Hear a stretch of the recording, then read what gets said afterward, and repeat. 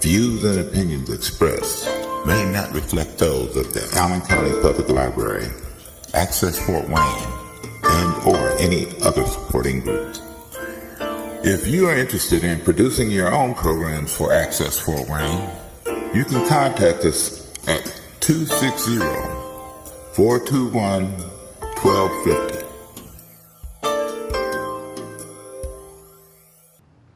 Welcome to Countyline.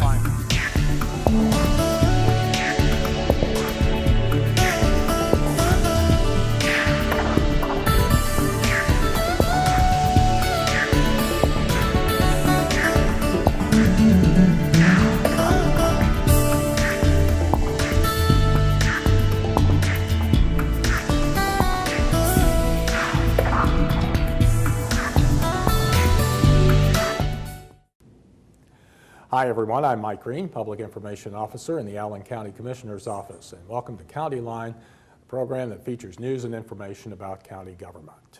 Well, if you're like me, you are sick and tired of the snow, but at least from a calendar standpoint, we should be seeing it leave before too long, and then the sun will be out and our temperatures will warm up. But when that happens, of course, we're going to be facing some other weather scenarios that are not particularly kind to this area. Now's the time to get ready and prepare for the potential of severe storms in our area.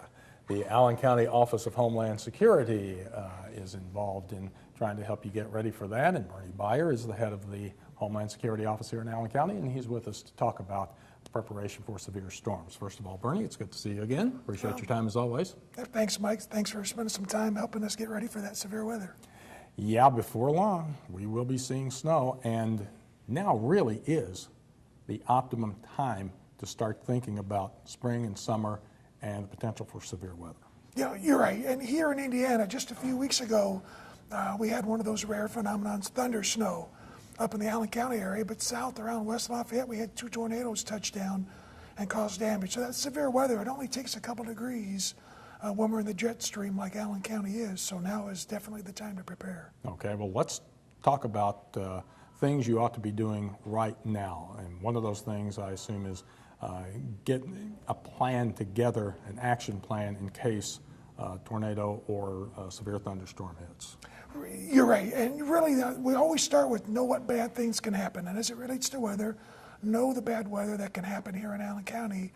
And it's not just enough to know, but you have to tell others, especially family, children, and friends. A big part of learning is learning from each other. So learn about the bad things, understand that severe weather happens, and then make that plan.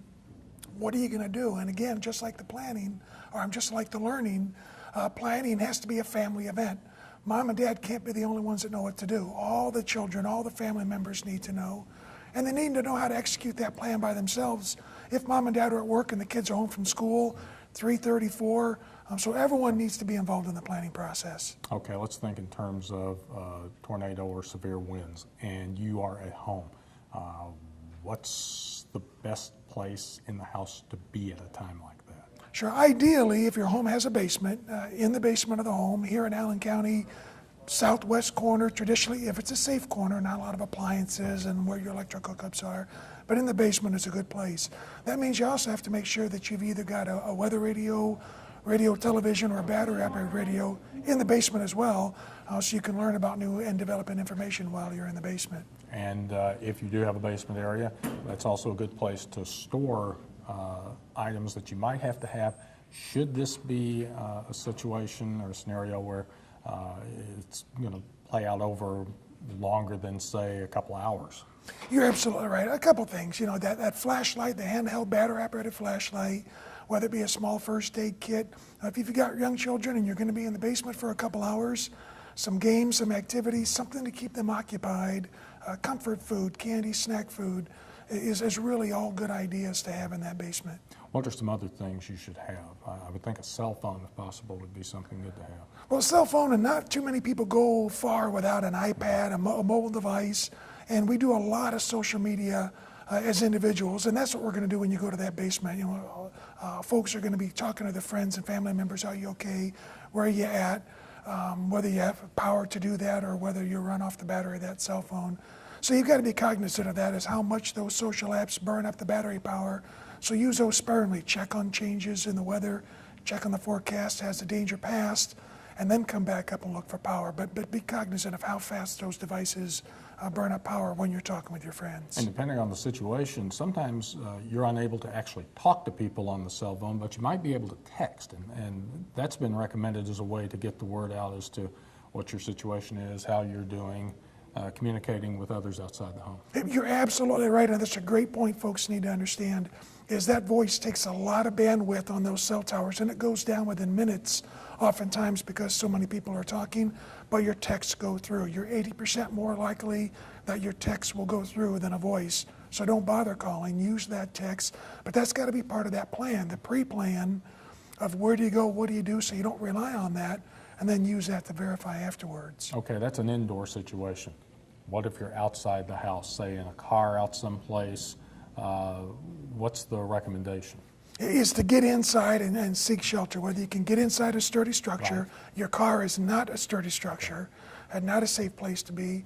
The ditch, the culvert, is what we traditionally tell people. If you're out in the open along the highway, out of your car, down in the ditch, which most of the highways here in Indiana have those drainage ditches. Again, as long as there's not 4 or 5 feet of water in that ditch, as long as it's safe to get into that ditch, get into the ditch and out of the car. But that's a big no-no to stay in that car.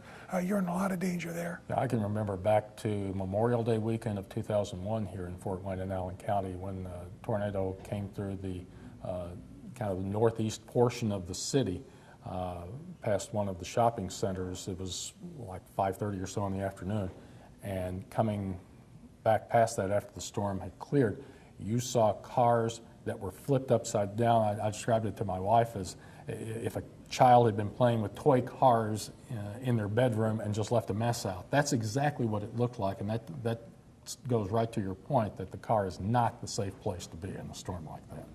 It's the most convenient. You stay dry, you stay comfortable, but that's not the place to be. You need to park that car and get out of that car, into the ditch, under the overpass, seek cover, but the car won't do it for you. Okay. What are some other things we ought to be keeping in mind specifically regarding either tornadoes or severe storms that come through? Well, what we're talking about is being prepared, being ready, and the best way or the biggest tool we've got is that social media, the ability to always look at the weather, check with the local media before you go out. If you have an event, a ball game, what's it supposed to do 3-4 hours from now, and have a way to check on that periodically through the day, whether it's on an app on your phone or if you're near a radio, near television, but listen for and know that conditions change quickly in Indiana, so don't leave at 8 in the morning and not check again till 4. That sunny day can turn, really in the summertime, those big thunderstorms come in the heat of the afternoon. So check frequently, because time is our best friend. The more warning we can get that conditions are changing, when we issue or when the National Weather Service issues a thunderstorm watch, or you see the temperature goes up, we know that conditions could change, so we need to check more frequently. So time is really what you're looking for. Find ways it fits in your social plan, whether it's an app on your phone, near a radio or television, but seek that information out. Don't wait for someone to give it to you, but seek out information about how the weather's changing. And I think the other thing people need to keep in mind, because sometimes we hear we're under a watch, we're under a warning, and we don't necessarily take those warnings as seriously as we should when we hear about them. Here in Allen County, we use the same national system. There's advisory watches and warnings like you hear all year long. But what happens as it relates to wind events and tornadoes is when a tornado or thunderstorm watch is issued, it means exactly that. It means watch those social media, watch the television, listen to the radio. It means conditions are favorable for something to change rapidly. So that's your warning that tells you should start checking more often.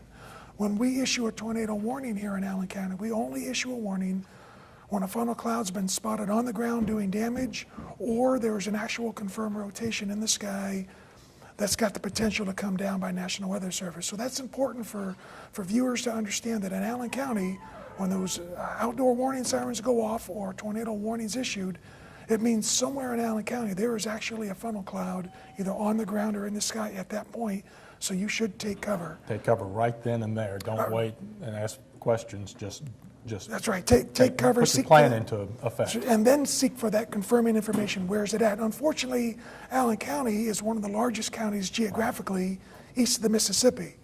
So it's very frequent that we have a funnel cloud, a tornado, a wind event in the Monroeville area southeast, and the Huntertown area northwest is sunny, and they're wondering why the tornadoes or sirens are going off. But again, don't take it for granted. It's absolutely not. It moves and they turn quickly. So when a siren goes off, your warning time is over. The event is now happening in Allen County. Okay, we've talked about tornadoes, we've talked about severe thunderstorms.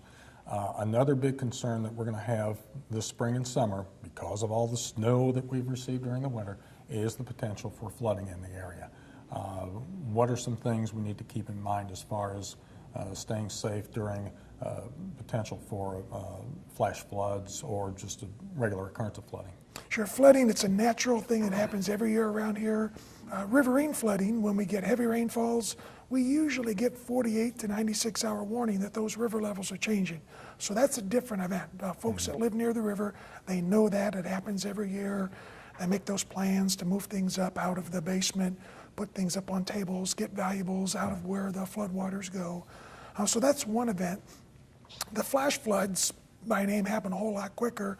A heavy rain event, and that's where we see intersections flooded, or especially in southern Allen County along the St. Mary's River, we see a lot of the east-west roads that go under. The farm fields and the bridges there are intentionally designed that when the river rises to a certain level, that it spills out of the banks, floods the farm fields on each side of the bridge, and then goes back into the river so that it doesn't take out the bridge. So folks that live in that area and go in those areas have to know that 3 inches of water can float your car. And so when the Allen County Highway Department puts up those signs about high water, don't proceed or don't enter, you really have to obey those signs because they're there for your safety. It'll go away in a day or two, but 3 inches of water is enough to cause a lot of problems on those east-west roads. And in much the same way a severe storm or tornado can come up suddenly, flash flooding is the same way. Before you know it, you've got that high water, and you're right. It doesn't take nearly as much as you might think to cause a car to start floating away. Right, with a few inches of water, and it's got a good clip to it, so the water's moving at a rapid pace. So that's what knocks your feet out from under you. You get in your car. If you're stuck in that situation and the water's not up over your head, the best thing to do is stay in the vehicle where it's safe. Use that cell phone, call 911, and let the rescuers come to you. But even getting out of that car in 3-4 inches of fast-moving water has got a great chance to knock those feet out from under you and sweep you downstream and make it more difficult to find you. So obviously we're going to be keeping a close watch on the kind of thaw we have over the spring, summer, the rate of snow melt that occurs, and watching to see how that's going to affect our river levels. Right, river levels and flash flooding. Remember, the ground's frozen now for several inches.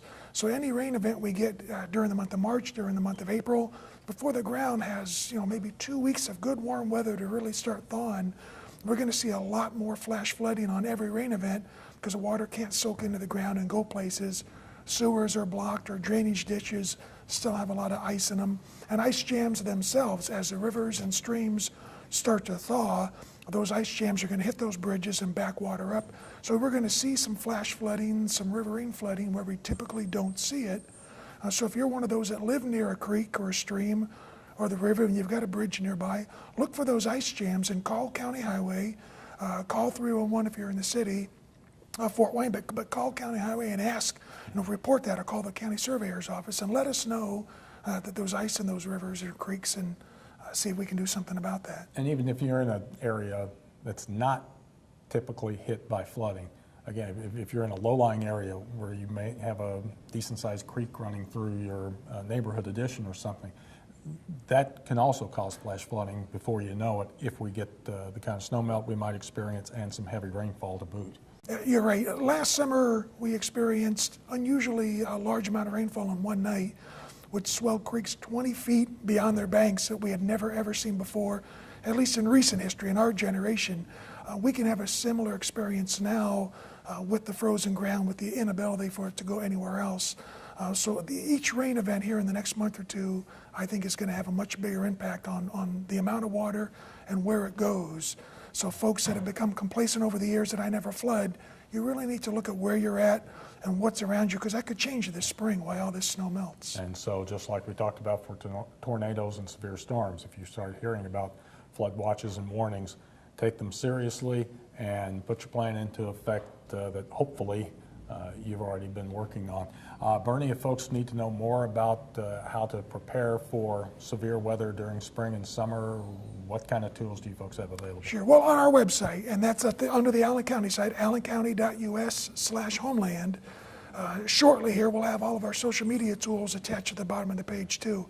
But we've got a lot of information and links so that you don't have to search all over the internet, whether it be FEMA links, ready.gov links, state Homeland Security links, and local links, all attached to our one page. So if you just go to allencounty.us/homeland, we try to make that the focal point to help getting information easier for you. And you folks are on Facebook and Twitter now as well, so Absolutely. folks can and follow you. And Nixle now will put out a big thing about that along with Allen County government and other local public safety agencies, to be able to give that extra little bit of information timely out to the public so you can put those plans into action. Sounds great. Bernie, thanks for being with us as always. We appreciate it, and we hope folks will take his words to heart and start making your plans now and prepare for the potential for severe weather as we move into the spring and summer months. Well, the new year is going to bring a big change to the leadership of the Allen County Community Corrections Department. For the first time in well over a quarter of a century, there will be someone new at the helm, and that person is Kimberly Churchward. She joins us now to talk a little bit about her new role and also about some of her background in the criminal justice system here in Allen County. And first of all, Kimberly, welcome to you. We appreciate your time. Thank you. And congratulations to you on your appointment. Thank you very much. I appreciate you taking a moment today. Certainly. For folks who probably are not familiar with you and your work, you have spent quite a bit of time, as we said, here working within the criminal justice system of Allen County. Kind of tell us a little bit about what you've been doing. Sure. I've devoted my career to the Allen County criminal justice system. I started very, very young. In fact, I was the first intern for the Allen County Prosecutor's Office many, many years ago. I don't want to date myself too much. And after that internship, I had an opportunity to work with the Governor's Task Force to Reduce Drunk Driving as an area field representative. And worked with the prosecutor's office, but also was involved in a widespread public awareness campaign with regard to drunk driving. Okay. After that, after completing college, I then went to the prosecutor's office, worked in a variety of positions, ultimately as an investigator for the prosecutor's office. I worked predominantly with narcotics-related cases and on-site felony cases. In 1994, I believe I was promoted to the Director of Investigative Services, or the Chief Investigator for the Prosecutor's Office, and worked in that capacity under then Prosecutor Sims and also with Prosecutor Gievers as well. And I worked as the Chief Investigator there until leaving in 2001. Came to work for Allen Superior Court at that time, the criminal division of Superior Court. Okay. I was hired to work with the judges on assessing their supervision programs, being the county's drug court program, the county's pretrial services department, and the alcohol countermeasures program. And we did a thorough assessment, and the judges ultimately facilitated a consolidation with the assistance of the county commissioners and the county council, and criminal division services was created at that time. That was in 2002. Okay. We moved into the new facility on Columbia Street in 2006, I believe, and all of the court services were housed under one roof to obviously facilitate the best efficiencies. So I've been in that position since that time. And now you'll be moving into a new role. What was it about the executive director's position of community corrections that got you interested in applying? Right. You know, it is an amazing organization. It is a tremendous group of very dedicated and professional individuals. Community corrections in Allen County is a leader in the state, so I was obviously very interested and ultimately very honored to be included in that organization. You know, community corrections is the future. It is the future as criminal reform is being looked at now in the state of Indiana. I believe we'll see an increased focus on effective and efficient community corrections programs, and I'm excited to be a part of that and to work with that. Your background sounds like it was almost tailor-made for this role. What do you feel you'll be bringing to this new job from your old experiences? Sure. You know, my background is somewhat varied, with an investigatory background and field background. I come with a very strong administrative background as well, both at the prosecutor's office and my current job. Community corrections is a very large organization, so I hope to bring and continue that level of excellent administration at community corrections.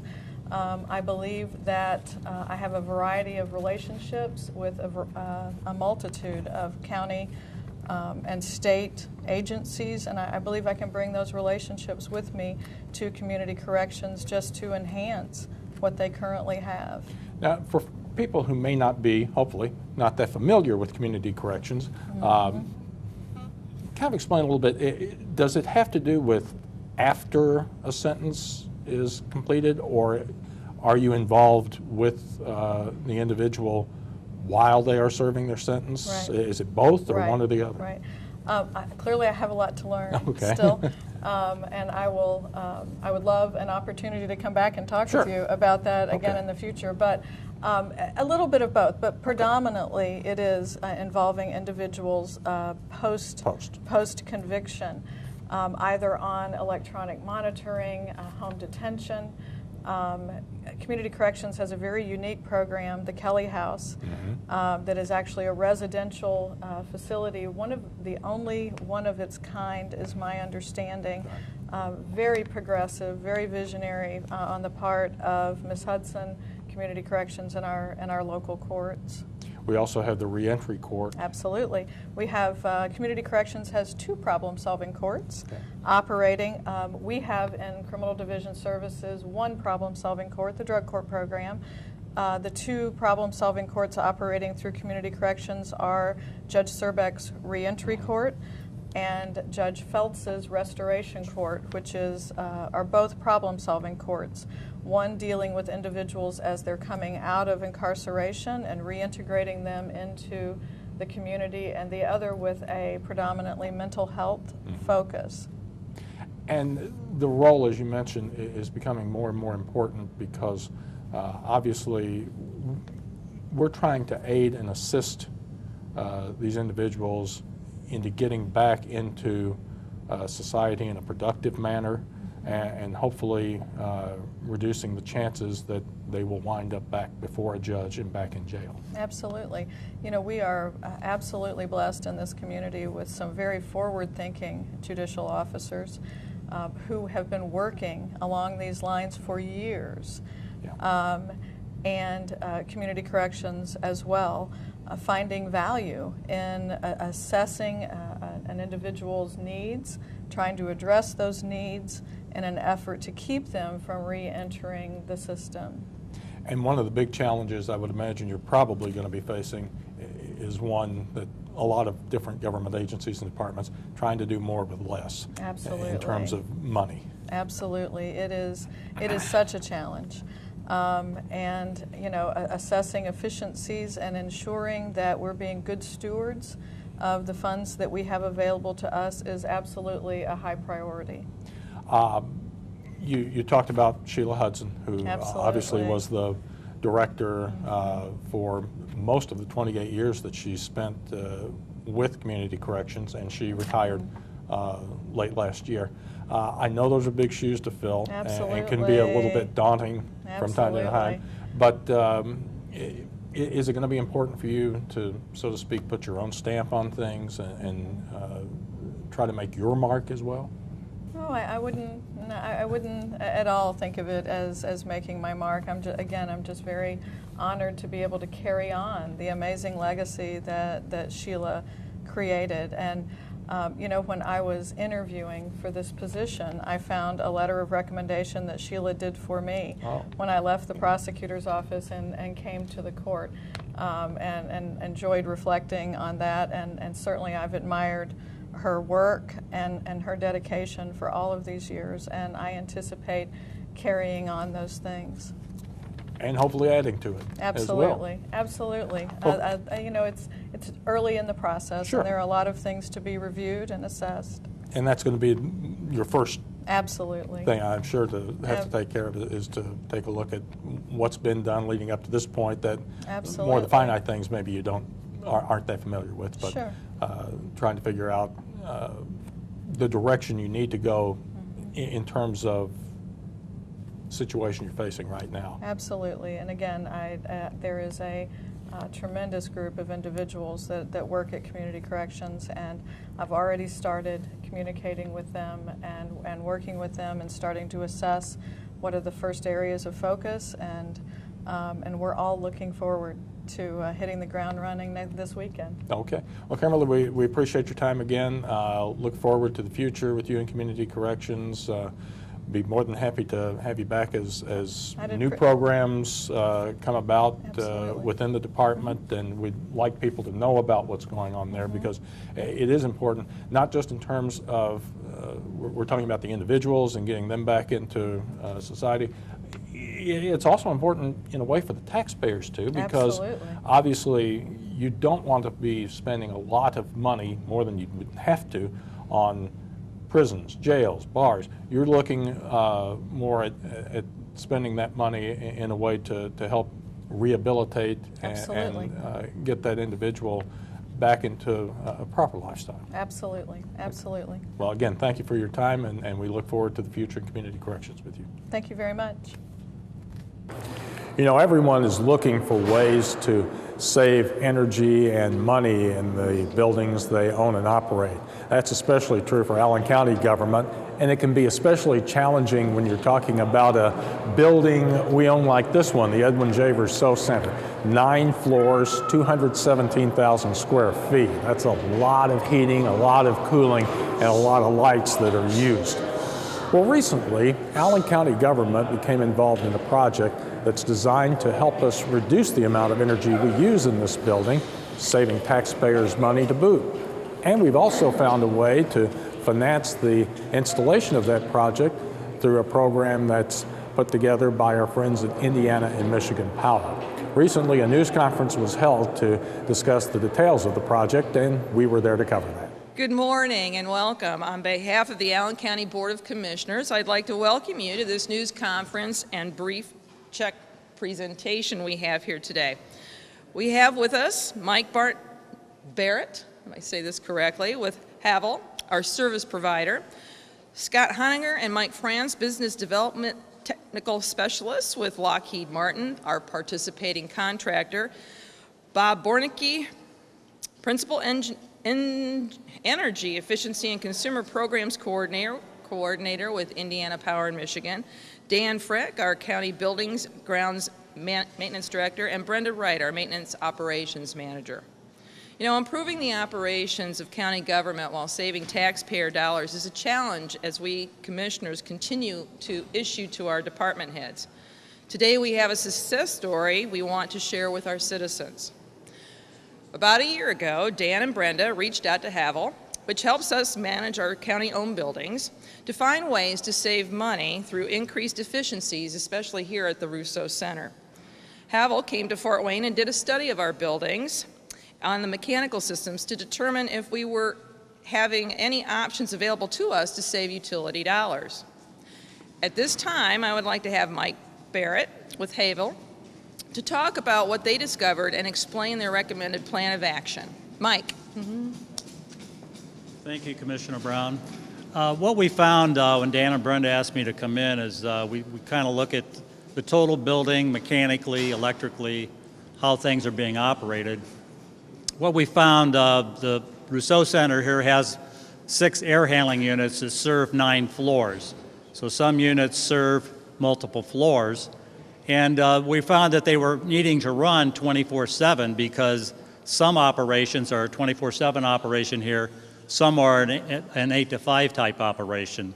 So we found that we could install dampers on some of the floors that were the 8 to 5 operation and basically cut that air off at 5 o'clock when that department went home for the day and slow the fan down through frequency drives that were installed and slow the unit down, consequently saving energy. We found we were able to save about $117,000 a year in operating costs just by doing that, as well as we also installed some CO2 sensors to better enhance the unit and modulate the fresh air when closed when it wasn't needed because of occupancy. So it's a good project. We feel that there'll be ongoing savings now through this $117,000 that will continue to go year to year. Thank you. You're welcome. Thank you. And if we stopped here, we would be able to say this is a great deal for our taxpayers. But thanks to Indiana-Michigan Power, the news gets even better. Here is Bob Bornicke to tell of I&M's involvement with this project. Bob. Thank you, Commissioner Brown. On behalf of Indiana-Michigan Power, we would like to thank the county and Havel Brothers as well for participating in the program. They're designed to help save energy, as you see, and also help control costs, but maybe more importantly, it's to help the comfort level inside the building too as well. So hopefully all the employees will be able to take advantage of this as well. These programs are available for all commercial industrial customers. And this is not the first program that the county has participated in. They've also participated in the statewide program and been upgrading some lighting and different things there too as well. So we thank you very much for participating. Thank you. You know, this is a double win for the taxpayers of Allen County. This incentive from I&M, we were basically able to complete the project without using any county funds, and we'll be able to save, as was stated, $117,000 in operational costs annually. And as you can see, we do have a check here, and we'll get to that here in a moment. But first and foremost, we, the Board of Commissioners, would like to congratulate Dan and Brenda, for taking in the initiative in this project and for the work done by Havel and I&M.